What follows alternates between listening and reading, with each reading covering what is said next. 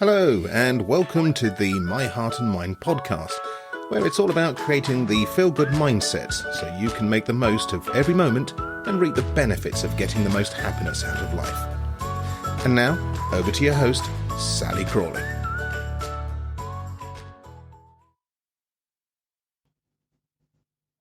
I'm Sally Crawley. I have the heart of a warrior and I love cats, coffee and cars. Together we're going to explore the art of living happy after a cardiac event or a heart health diagnosis. This show is about helping you to get your emotional power back, to gain control of your life, your mind and your body. After a heart attack, cardiac arrest or when living with heart disease, it's not just your physical body that has life-altering changes and needs rehabilitation. Your emotions and your world can be in turmoil too. My show focuses on your mindset, your thoughts and your feelings, so you can feel good now. It's about supporting you to make the lifestyle changes that will allow you to love the life you live. Quick disclaimer. If you have any concerns about your health or your heart, then get medical advice immediately. My work is not intended to replace conventional medicine. It is complementary. Welcome to episode 7 of the My Heart and Mind podcast.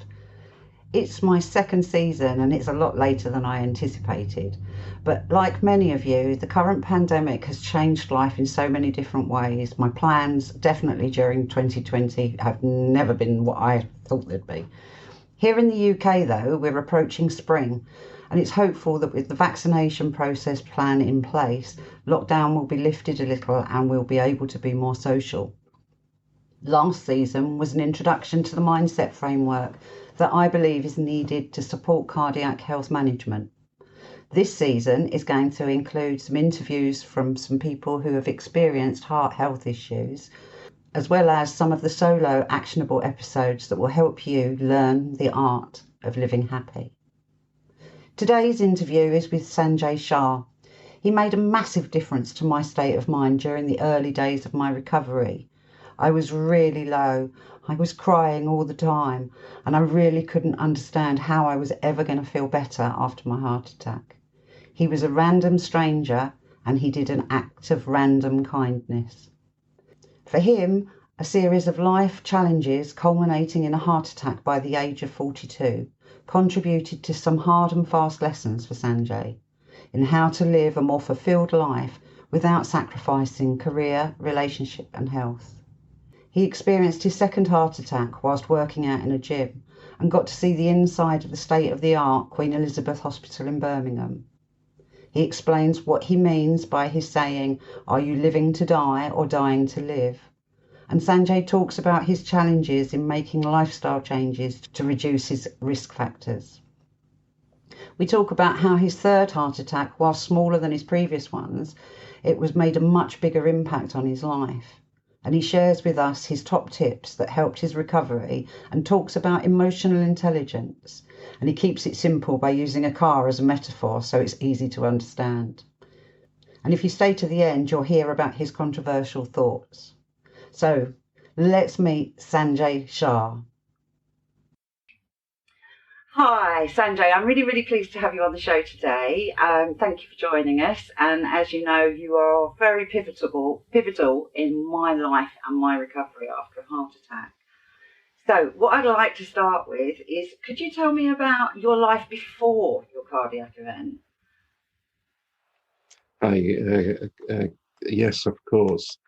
So I guess I was a typical person in the sense that I had a job and a career, and I was doing the best I could. What had happened in my life prior to the heart attack, which I believe was significant, is I sailed through school, and I did really well.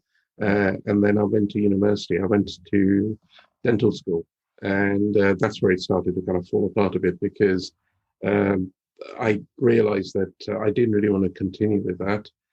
But now I'd started, I couldn't see any other options. And then in the second year of dental school, I failed one of the exams purely because I didn't put in enough work. And that meant the end of that kind of pathway. really, which I was okay with, but people around me were obviously a bit disturbed, especially because I'd done well until that point. And so that took a change in tact. And then I went to university again after a short break to do another degree. And then I went into a career of accountancy. And then I got made redundant 2 years into that, which meant the end of that second line as well. And I didn't know what to do. So I ended up joining the family business just to do something, and ended up working a lot more than I had planned to within that business because my dad's illness took a turn for the worse. And 8 years later, that business got sold, and that was my kind of escape from that career. And during those intervening years, I'd learned a lot. That business was a retail pharmacy, and I'd realized that on the whole, people came in month after month after month with their prescriptions. The prescriptions didn't really change. And what that meant was they weren't really getting better, but they were still taking their drugs. The one thing that did change was for several of them, they started to take more and more drugs. And that was to counteract the side effects of the drugs that were supposed to heal them. So with all of that, I realized that medicine wasn't really the answer to solving our health issues. And so that became significant later on because I retrained whilst I was working there in some therapies. And when that business was sold, I decided to go into that profession. And having worked all my life up till then, I really didn't have any idea how to run a business. And so the first business, there were four of us, three of us vastly unexperienced at running a business because we were all employees before. And the fourth one, who also came from a corporate career, was supposed to have that money, but as it turned out, it didn't apply it. And that business sank very quickly with lots of debts. And I started all over again on my own. And over the next 6 years, I worked pretty hard, doing what I had to do, got phenomenal reviews from people I worked with the work that I did, but the business still wasn't making much money, which meant I worked harder and harder to try and make it profitable. And in 2006, I got to a point where I decided I'd had enough, and I was about to quit, but I got persuaded to carry on. And that was the summer of 2006. And I carried on, but reluctantly. And January 2007, I had my heart attack, which stopped me everything really at that point. And I like to stress it was what's called a silent attack. So I wasn't even aware that I'd had the initial heart attack when I had it, because it happened overnight, as is quite often the case. It's just that I felt unwell in the morning, went to A&E because the doctors weren't open, and my partner drove me to A&E just to kind of make sure I was okay. And they obviously picked up something from what I said, because the next thing they told me to do was sit down and not move for the next 3 hours or so whilst they did some tests. And then I was taken off to a ward to wait the results of the test. And about 4 p.m., the consultant came in and apologetically said that I'd had a heart attack, which really shocked me. And I became quite tearful because immediately I knew my life had changed. Yeah, it's a very emotional thing, isn't it? And next I wouldn't be going home. I'd have to stay behind, and that made me even more emotional because now I was in a ward with 3 other people that I didn't know, and trying to really get a grasp of what was happening in my head. And 4 days later, I had the stent fitted, and a few days later, I came out of hospital and started the rehab process. And that's how that first attack happened. But prior to that, I was what I call a hard worker, doing the right thing, just getting the wrong results. Yeah. It sounds like it was incredibly stressful number of years building up to that as well. Yeah, absolutely. And I suspect there's millions of people just in this country, let alone the rest of the world, who work very hard at what they do, who are passionate about what they do, who are good at what they do, they're still not getting the result that they expect or they wanted when they started that journey. And that was typically So how me. did that first heart attack affect you and your life after that? Um, Quite simply, initially it brought me to a stop because I had to take some time off. And although at that time I didn't realize it, fundamentally it saved my life.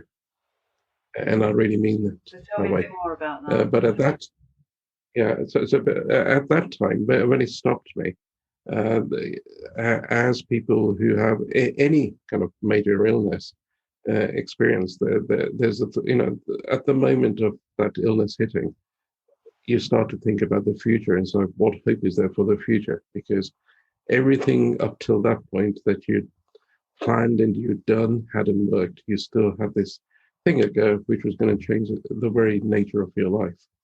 And for me, it gave me a chance to take some time off. I was fortunate. I had some insurance in place which paid out because of that heart attack. And I could have paid off my mortgage with that, but I didn't. I used that money to really go to America to go through some more and superior training to what was available in the UK. And I came back and I started working in the business that I had, that I'd been working very hard in.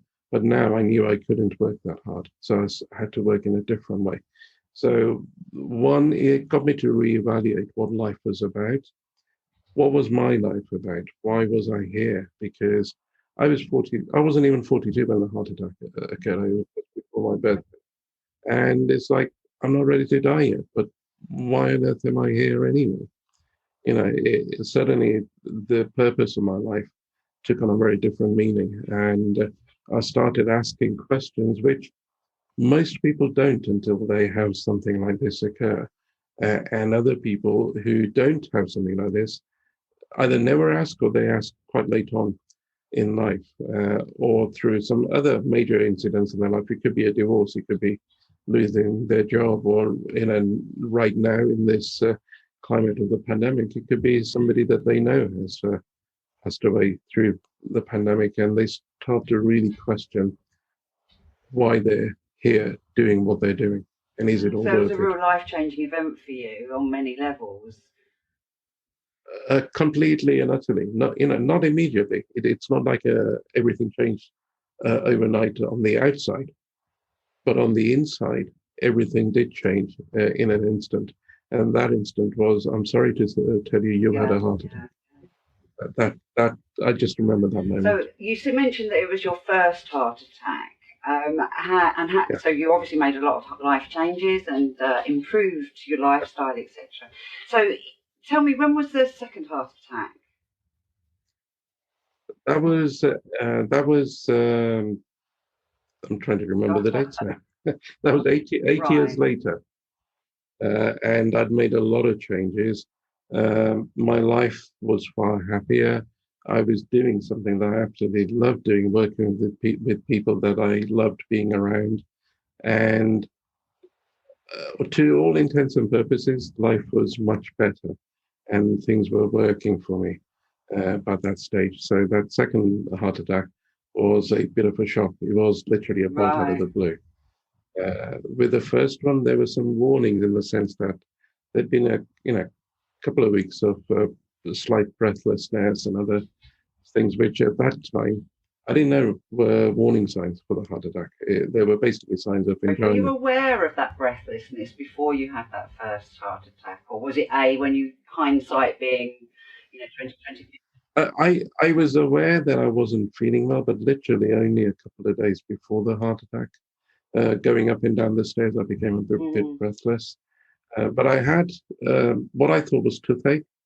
And I thought, well, I just need to go and see the dentist. And it wasn't that bad. So I wasn't in a rush to make an appointment. What I know now is that can be a sign of angina. I didn't know it at that time. Like you live and learn, as they say. Yeah, so absolutely. Your second heart attack was a bolt out of the blue. I was working out with a personal trainer that I've been working with for about a year.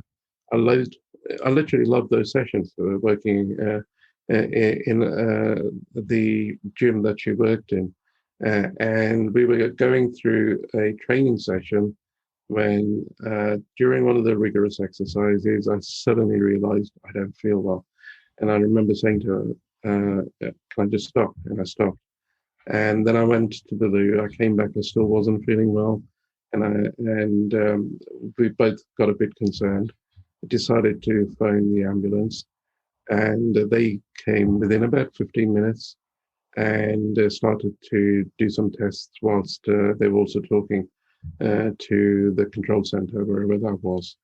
And I remember it clearly because there were two of them, and they started. And I was in one part of the city, which is about 8 miles from where I live. And so the nearest hospital was the Queen Elizabeth Hospital in Birmingham. And that was the version of the hospital, which is the one that's there now, the new version, the new building that they've built, the ultra state-of-the-art hospital. And that was probably about 1.5 to 2 miles away. And the one that I'd been in with the first heart attack was probably about 6, 7 miles away across the city centre. And they were debating which hospital to take me to. And I remember internally thinking, really just make up your mind and then just take me to the nearest one. And I think I actually said to them that just take me to the QE. And something changed because they did. They phoned and did whatever they did. And the next thing, I'm being taken into the ambulance and blue lighted to the QE. And they'd obviously given me something to, I guess, sedate me or calm me down a bit. What I didn't know was as soon as we got to the QE, I'm being rushed into theatre. And I remember somebody saying to me, we have to take you into the theatre right now because you're having an incident. Right. And next thing I know, we're going through the stenting process. And those of you who are listening in but haven't been through a stenting process, it's not done under general anesthetic. You're sedated, but you're fully aware of what's going on. And this time, I got rolled in. It was very different because this is ultra modern, state-of-the-art facility. The first time I remember being these massed people around me, several of them, and me being sedated. And when you're sedated, it does strange things to your thinking. And I remember thinking they're trying to kill me, and please just let me out of here. I'll come back the opposite. They were trying to save your life. Yeah. But it shows the crazy things that go on under these things. But this time, it's like literally, I felt like I was wheeled onto the deck of the Star Trek Enterprise. And there were all these screens. They were, it just looked modern. Didn't look like many people, and they all seemed to be behind these screens and consoles. And so when they started the procedure, there were only two people near me. One behind me who was monitoring, I guess, my vital signs and breathing and stuff. And the second was the surgeon. And that was it. The others were at a distance. And when they spoke, I could hear voices from the distance, but everybody seemed to be doing things on these machines. And very different procedure. But anyway, kind of that went through about an hour or so later. I don't know the exact time, but I was out and I stayed in hospital for a few days. What was different about that was a much bigger heart attack than the first one. And I could have had major damage, but I was in the operating theatre within an hour of the first signs. So that was really important to be able to get in there that quickly. And they saved my life. This is the NHS at that sort of work. They're absolutely superb. They're probably one of the best, if not the best in the world. And I came out of that, but I was shaken because everything seemed to be okay. I was doing okay. I was quite fit and healthy by that stage, I felt.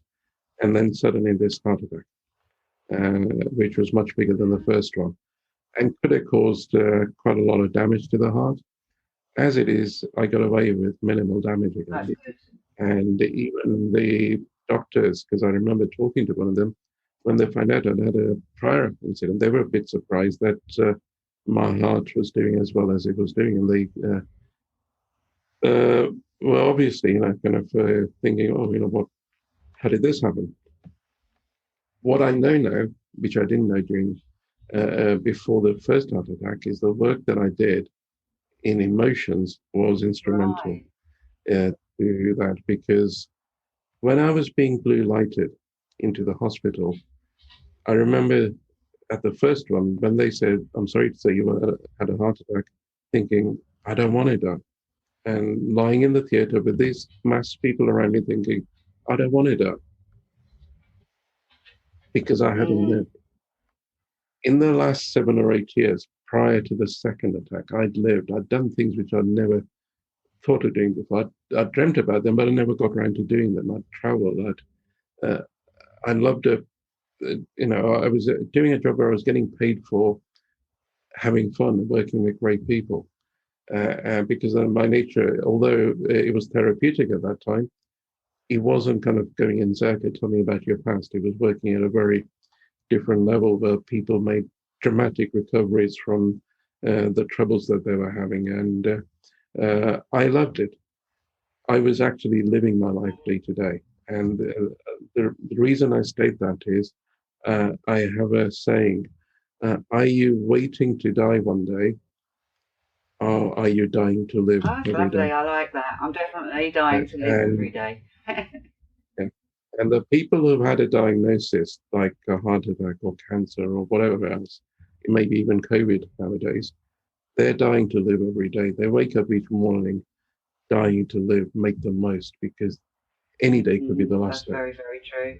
And that realization that you're mortal, that any day, today could be the last day, means you don't faff around doing stuff which is meaningless. You can still do it, but you've got a greater awareness of it. And those of us who become really aware of it make changes so that all of that stuff that doesn't need doing, you give to somebody else. And you'd rather pay them than get caught up in doing it yourself. And I'm not saying it's easy. I couldn't afford to give away a lot of the stuff that I was, but I also knew that if I didn't, life wouldn't be worth living because I'd be back Yes. into where I was before, which is working very hard.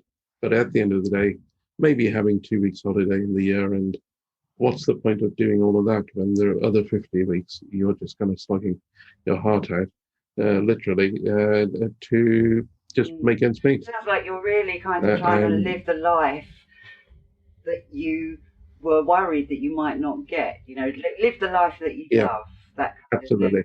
Yeah, absolutely. And I'd worked with several people who were diagnosed with terminal illnesses, some of whom passed away, some of whom recovered. And what I learned from them was the different attitude they had towards each day. They weren't getting caught up in the small stuff that didn't mean anything. And I learned how to do that. And the skills that I learned in America also helped me do that in a far more dramatic fashion Yeah. than I'd ever imagined. And so when that second heart attack came, I was lying in the hospital, right, not in the ambulance rather, as they're taking me to the hospital, and I was at peace, in Mm. acceptance that if I never saw any of my loved ones again, it was okay. Yes. I'd And lived. I think that's a really important thing, isn't it? About Uh, living, and being in it, not yeah, thinking about it. yeah, yeah. And paradoxically, with the work I do, that put me in a high state of energy, which meant that probably is the reason why I got to hospital and they were able to work. And I was in a state in which there was minimal damage by that state by the time they got to Yeah. work on me. Yeah, that's cool. So it sounds to me that actually having the two heart attacks has helped you focus on being able to make the most out of life and helping other people. Because, Yeah, absolutely. My whole life got redefined. And that wasn't the end because 18 months later, I had my third heart attack. And I see that as a tap on the shoulder because it was a small attack. I was on my own. I had to make decisions about calling the ambulance. And, the same thing again. I got into hospital. I think it was a couple of days later, they did the stenting and I came out. But the key thing about that for me was it was a tap on the shoulder saying, "Are you paying attention? Did you learn the Yes. lessons?" I think the universe I made other, definitely does that sometimes, doesn't it? yeah, so I made more changes when I came out, to the point at which I was working very little, and really cut back on the hours, cut back on the people I was working with, cancelled courses, did stuff smaller and smaller, and had more time off. And paradoxically, my business started to boom. As I worked less, it got It's better. interesting, isn't it? Because it's not about always doing more, isn't it? No, it's focusing on the few things that make a Absolutely. difference, and letting go of all the big things you think you should be doing, but they don't actually make that big a difference. And now, in our business, where I've got 3 associates who join me, and we work together, and it's a joy to be working with great people from all sorts of backgrounds, professional backgrounds, kind of manual backgrounds, doesn't matter. These are people who are coming to us because they have a desire to have a Yes. better life. Yes. Well, it sounds to me that the one thing that I can hear about you is about you have great resilience. Even your life before your 3 heart attacks. I mean, that's a lot to go through, and yet here you are with me talking about it today. So, what would you say was the most challenging thing for you to overcome after any of the 3 heart attacks? For me personally, I would say the physical part, because I'm not really one of those sporty people. And so making sure that I got the exercise that I should have was important. And the third one, which was the smallest of the heart attacks in a way, was the one that was the hardest, because I felt physically it taken a bit of a toll on me.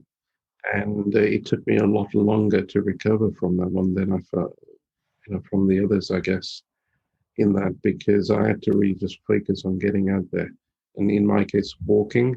And because that attack happened late summer, uh, going into the winter, it became harder and harder to go out into the cold air, because I find it harder to breathe deeply Yeah. in that condition, and which meant that I couldn't actually go out and walk as much as I'd like to.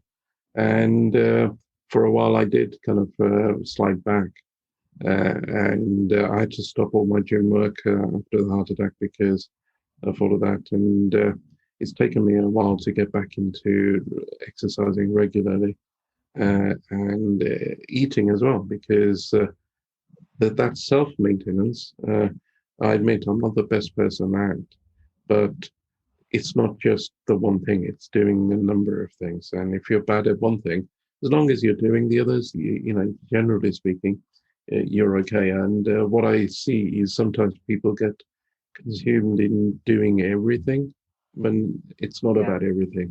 There are some things you're going to be good at, there are some things you're not going to be as good at, and you just Yeah. focus on those Well, things in the way in which yeah. you can. And Sanjay, I'm with you. I found the exercise one of the most difficult things to bring back. And the Yeah, weirdest thing is, I always used to do masses of exercise, but on your yeah, recovery and building up and walking, I have to say I'm lucky I have a dog, so I have the motivation to go yeah. out. But I'm sure a lot of other Yeah. people feel very much the same. They can do stuff, but not And all of it.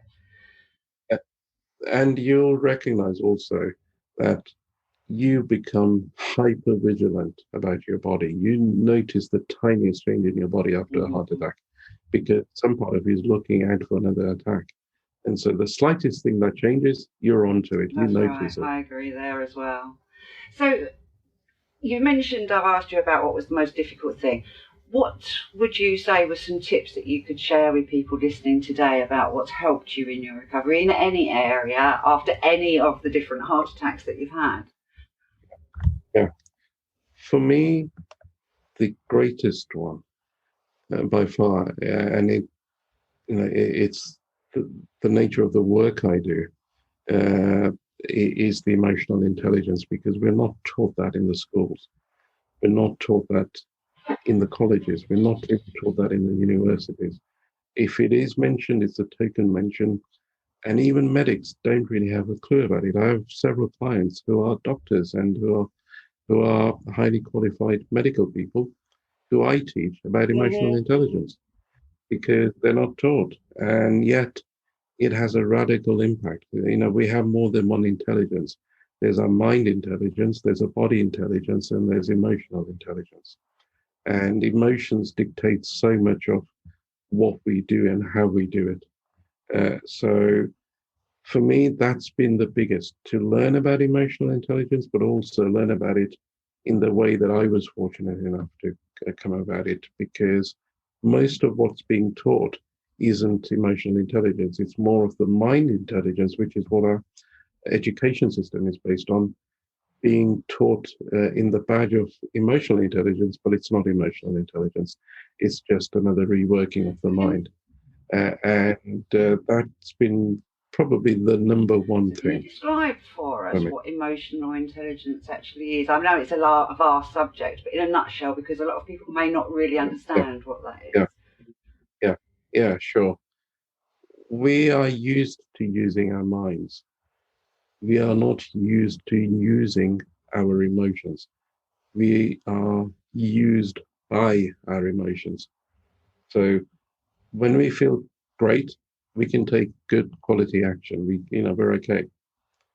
When we don't feel so great, we make bad decisions out of that and take bad actions. So feeling great enables you to achieve more than feeling bad. But most of us are waiting to feel great before we do anything.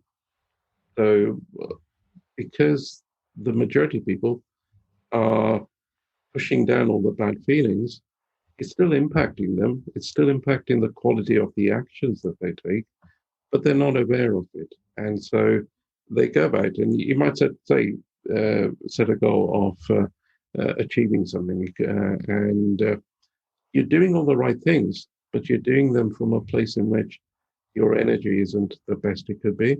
So if I put it this, most people would understand that with cars, and whether, and I'll talk about petrol cars, that the faster you drive and the higher the gear you're in, the more miles per gallon you get. Right. Yeah. Uh, so, the important thing is the gear. The higher the gear, the faster you can get to your destination, and you also get more miles per gallon, which means you burn less fuel. Emotions are fuel, and they're also the gear. So the gear that you're driving your vehicle, your body in, is impacted by the emotion that you're So, feeling. in regards to recovery after a cardiac event or living with heart disease, I can really see that working because I was thinking about me taking a walk. It's like if I'm feeling really like meh, I'm doing it because I have to. I'm not really going to go and do it. I've not got motivation to get off of Yeah, my chair. yeah, But yeah, changing my mindset and yeah, my emotional status about it, actually, I can yeah, turn it into something that is enjoyable and pleasurable and is also helping recovery too. Would you agree? yeah. Absolutely. And the other thing is, a lot of people, if not most people, post an event like this, will be living in fear. And fear is a low Yes. gear. In the equivalent of the car, it would be first gear. So you're driving around your life in first gear, wondering why you're not being able to get in anywhere, and you're not able to achieve the health goals and the weight goals and whatever else that you've been Yeah. advised to do. It's going to be really hard work from fear, because you'll be burning far more energy and fuel from there than you would if you were, say, in Yeah, it's courage. really interesting because for me, I had a lot of fear after my heart attack. I was in shock.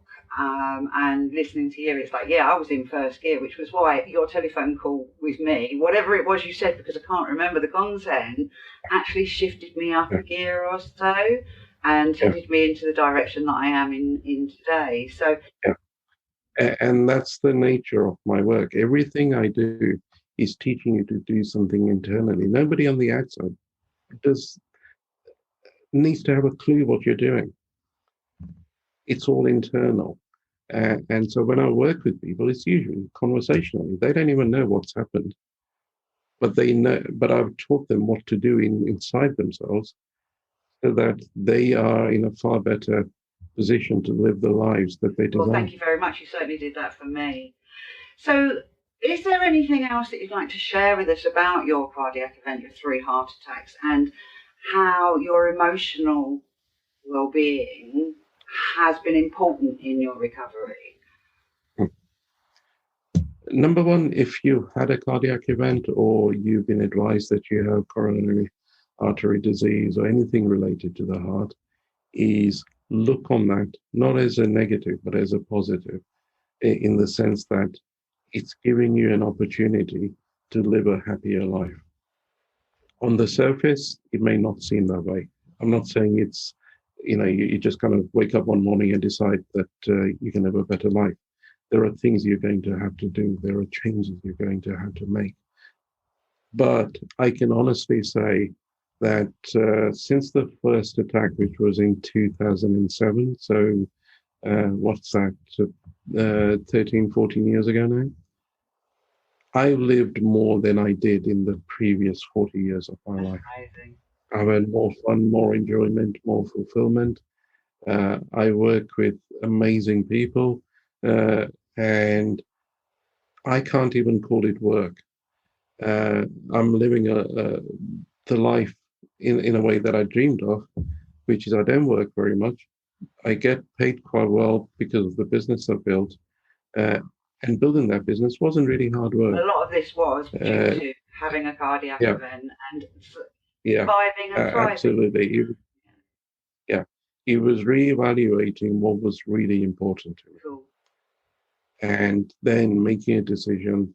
If I was going to live, it had to be worthwhile. And the only way it was going to be worthwhile was if I had the life that I desired, not the one that I didn't want, not the hard work. And if you're lucky, go away for 2 weeks into the sun, and then you got to come back to the office and all of that.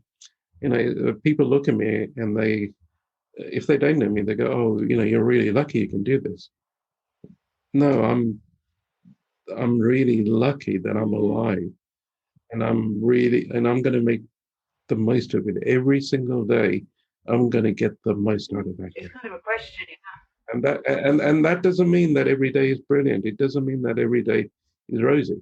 But you finish the day knowing that you've done the best you can. I find myself sometimes thinking, is this making the greatest difference to my life? Is kind of a question that I find asking. Yeah. I forget, like you say, there's good days, there's bad days. But on the whole, that's kind of the ethos that I kind of live by. So, and the side effect of all of that is you impact the people around you as well. Yes, that's true. So what do you mean about that? That you affect other people's state of mind and energies? Yeah, they feed off you. They pick up your energy, and if you're in a better place, they start to also react to that. It's a lovely place to stop actually, because it is about we feed off each other, our energies and our emotions and things like that. And I'd kind of like to ask you, if other people were more interested in finding out about the emotional intelligence and where they could find you and your work, where would they go? Yeah. At the moment, the best place is to go to my website, which is sanjayshah.tv. So SanjayShah.tv, as in television. That's excellent. And just connect with me. Cool. And is there anything before we wrap up that you would like to say that you haven't said already? I can be a bit controversial in the sense that I truly believe now, not before all of this, but now, that people who had these sort of things happen to them are some of the luckiest people alive, because they've got a chance to make a difference in their life. Excellent. Well, thank you very much. You say it's controversial. I kind of agree with you, because it's turned my life round. And, I love the life I live, as I've said. So thank you very much, Sanjay. Thank you very much for the telephone call that you gave to me many years ago. And thank you very much for sharing everything with me now. Thank you.